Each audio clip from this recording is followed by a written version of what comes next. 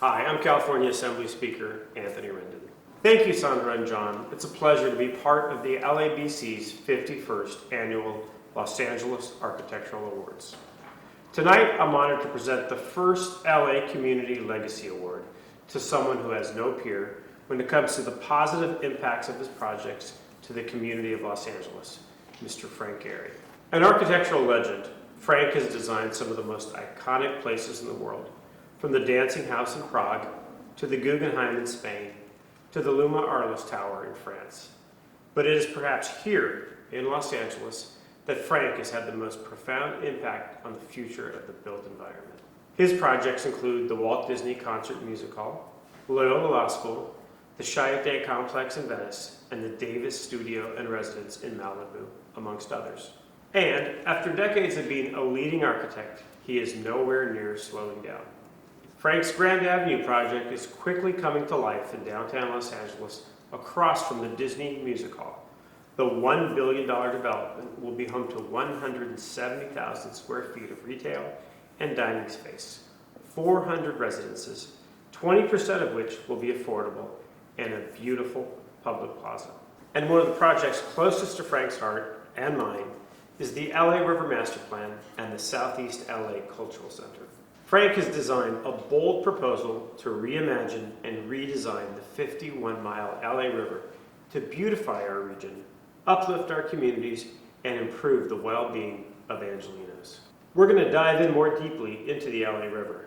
But first, let me congratulate Frank on this well-deserved honor and to say to him directly that his influence and impact on design in Los Angeles will continue to be felt for generations to come. And I'm proud to be able to present to you the LA Community Legacy Award. Frank, the LA River Master Plan isn't a typical project. Can you tell us how you got involved and why? I've always been interested in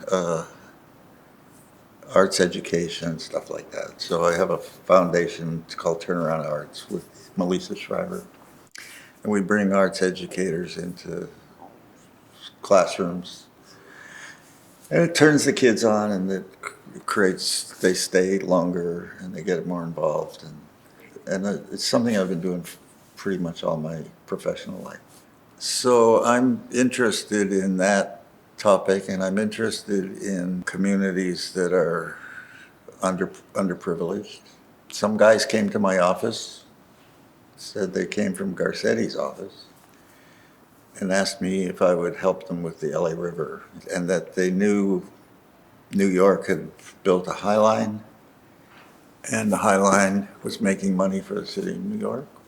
And they said, we've got 51 miles of beautiful river that could be beautiful, and could you help us conceptualize that? And I remember saying to them, I think the river's a flood control project and the High Line was a rusty old bridge that they just put some plants on. So it's not the same, but I said I'd look into it. It led to at least 2 years of intense study, of meeting with the people in the government, people in the water, the Corps of Engineers, and we came up with the conclusion that you couldn't take the concrete out of the river, that it really was a flood control project, and it happened 2% of the time that it overflowed, et cetera, et cetera. So anyway, this is a longer story. I got into the river, got into the metrics of it, and realized that the only thing you could do to the river is put it in a tunnel of some kind, which would be very expensive, or see if there's a way to build a park on parts of it where it's feasible to do that.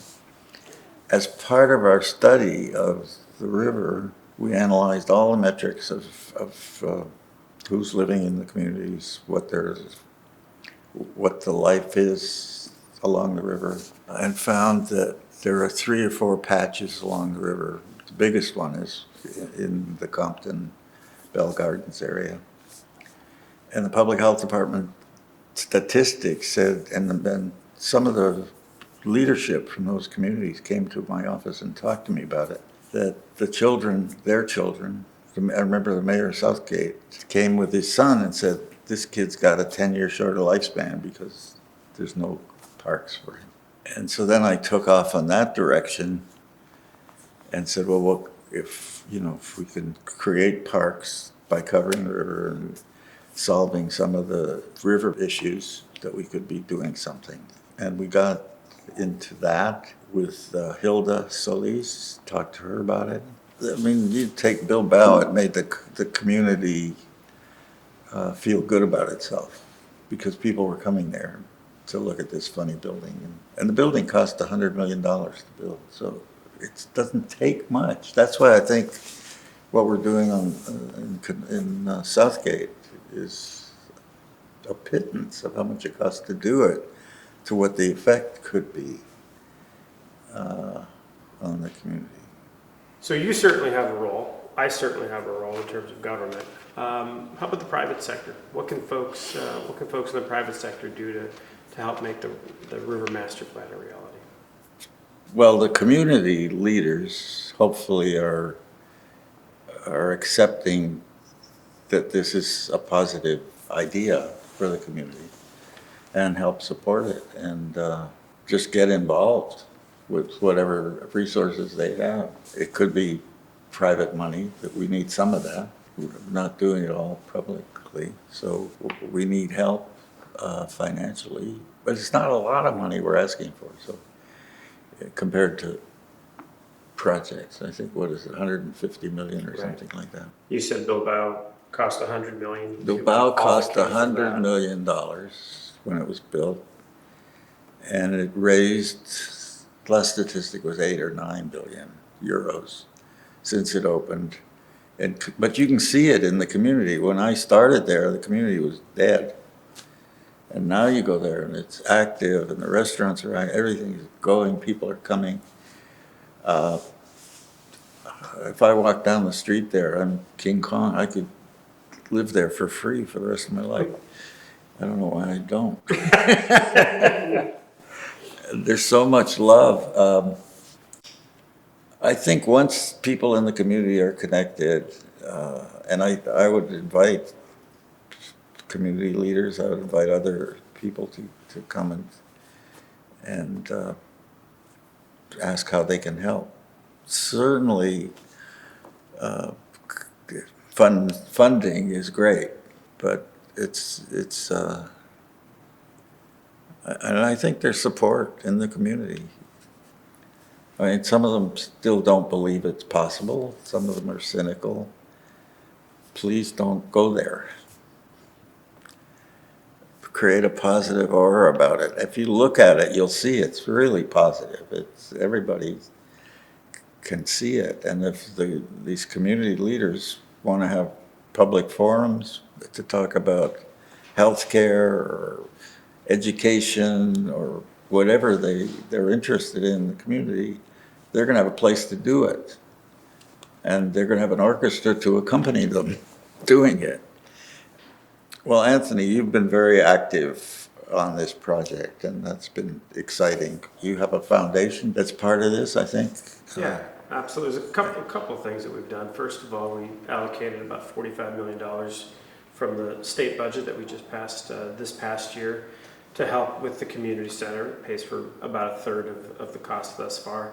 And then, yes, I have opened a foundation. It's called the Southeast LA Arts Foundation. That'll, again, help not only with arts education, help to foster sort of the burgeoning art scene in Southeast Los Angeles, but it'll also be used to make sure that this art center, this cultural center, comes to completion.